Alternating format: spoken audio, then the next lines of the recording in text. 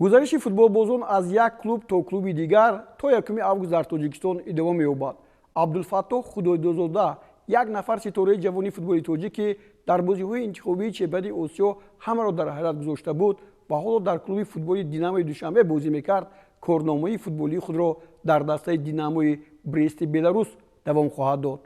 Динамои Брест ин дастаи футболи Беларус бо ҳамлагари дастаи мунтахаби ҷавони кишвар ва Динамои Душанбе шартномаи худро ба муддати 1 сол ба имзо расонид. Абдулфаттоҳ борҳо беҳтарин бозингари моҳ дар лиги якум гаштааст ва ҳамеша дар ҳайати дастаи мунтахаби наврасону ҷавони Тоҷикистон мавқеи пурсамаре дар хатти ҳуҷум дорад. ӯ дар ҳайати Динамои Душанбе дар 7 вохӯрӣ 9 тӯб задааст.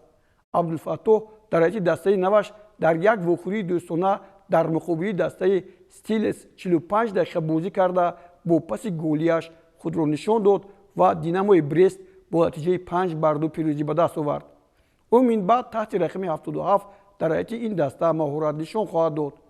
дар таърихи дастаи Динамои Брест ин дуввумин бозингарест ки аз Тоҷикистон ҳунарнамоӣ мекунад. пештар соли 2016 Ҷаҳонгир Эргашев ҳам либоси ин дастаро ба бар карда буд.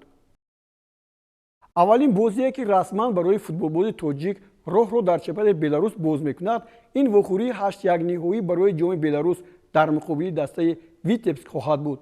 Динамои Брест яке аз клубҳои машҳури Беларус буда соҳиби унвони чемпионӣ, соҳиби ҷоми ин кишвар ва суперҷоми ин мамлакат мебошад. таърихи ин даста он қадар ғанӣ аст ки ҳатто Диего Армандо Марадона бо ин даста ба муддати 3 сол шартномаи худро ба имзо расонида буд. медонед чӣ гуна пуршартномае буди он? Пас таваҷҷӯҳ кунед. Диего Армандо Марадона ба вазифаи раиси иҷроии клуби футболи Динамо Брест интихоб гардид ва баъди чемпионати ҷаҳонии соли 2018 дар Россия фаъолияти худро мебоист шурӯъ кунад. 16 июли соли 2018 ӯ ба Беларус омад ва дар варзишгоҳ вохӯрии Динамои Брестро бо Шахтёри Солигорский бо натиҷаи 1-3 бо бохти Динамо анҷом ёфт тамошо кард.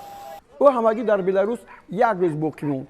дар қиматтарин меҳмонхона бо номи Эрмитаж истироҳат кард ва ба ватанаш рафт то бо духтаронаш баргардад, аммо барнагашт.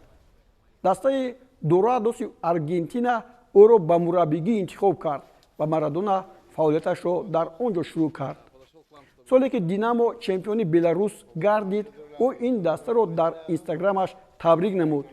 роҳбарони Динамо ӯро ба ҳайси президенти фахрии даста эълон карданд. Марадона соли баъд ин ҷаҳонро падруд гуфт. ана ҳамин аст яке аз саҳифаҳои дурахшони Динамои Абдулфаттоҳ Худоидодзода.